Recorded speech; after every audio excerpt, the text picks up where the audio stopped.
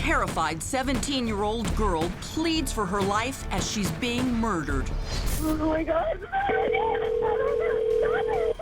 We hear cries and then silence. And when the bloody bodies of Sarah Said and her 18-year-old sister Amina are found riddled with bullets in an abandoned taxi, investigators launch an international manhunt for the missing driver, the two teenagers' own father. Who would think that their father would kill them?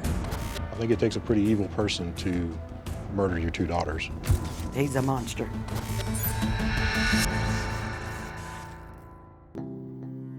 The Said sisters apparently became the innocent victims of a tragic culture clash. She smiled to the customers. She has to, part of her job. She's in trouble. The fatal collision of the old world tradition of arranged marriage. And they would go to the highest bidder. Yes. And the ill-fated young love of a modern-day Romeo and Juliet. We both felt like what we had was very real, and it was very, very much worth fighting for, and to her it was worth dying for. Now Crime Watch Daily has obtained exclusive access to a vault of chilling home videos and other evidence shedding new light on the murders of Amina and Sarah Said, and it's being seen for the first time here on TV. We believe that we put pressure on law enforcement to create some more activity on the case. The material was uncovered during the making of a documentary titled The Price of Honor. Okay, turn it off, Dad. And the filmmakers agreed to share it with Crime Watch Daily to aid in our own investigation of this horrifying and heartbreaking case. It was really hard to understand that a father would put their daughters through something like that. Who does that? Amina and her little sister Sarah always seemed like much-loved, well-adjusted girls with an older brother named Islam. Sarah was more of the tomboy, really reserved. Amina was more of a social butterfly. She was very outspoken. She was very tomboyish too, but she also had that pretty cheek side to her. The two girls grew up together as best friends and playmates with the same interests as most other children. Oh my God, I just realized I'm recording. This is my room. Well, mostly mine. It's partly Sarah's. And those are mine and Sarah's computers and our bed. Oh, here's Sarah. She's on the laptop. Let's see. Hey, Sarah.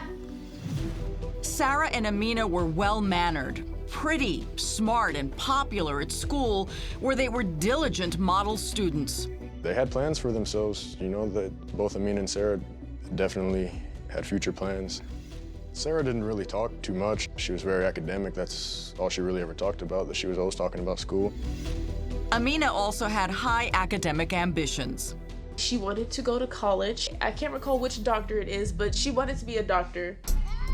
But they also realized from an early age that they'd been born into a strained and troubled union of two very different worlds. Growing up American in Bedford, Texas, near Dallas, the home of their Southern Baptist mother, Patricia. But raised in the traditions of old Egypt, the homeland of their Muslim father, Yaser. Oh no, they were prim and proper, and they really buckled down on them girls, and the girls had to walk the line.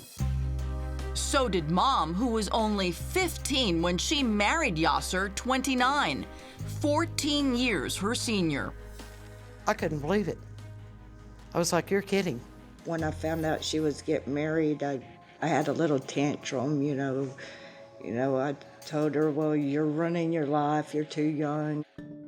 But even though she was legally underage, Patricia wasn't too young by Yaser's standards, and she and her father eventually agreed to the marriage. I don't think it was love. I think it was just, we were so poor, I just wanted to get out of the house.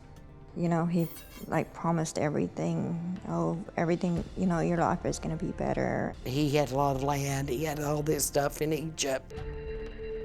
Yaser had convinced my dad that he loved my sister and that his family had a lot of money and they could take care of my sister and treat her with respect.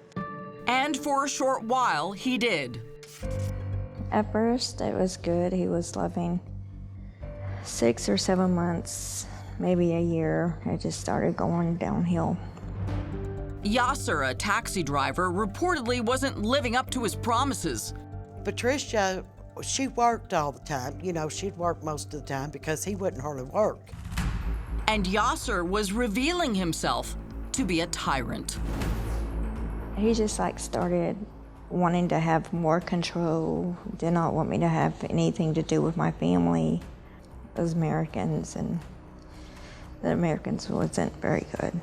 You know, we were Americans and we were trash to them, and they were... You were what to them? Like what, trailer trash. Yaser wasn't fond of anything American, including his own wife eventually. Yaser would just say it was a mistake that he married American.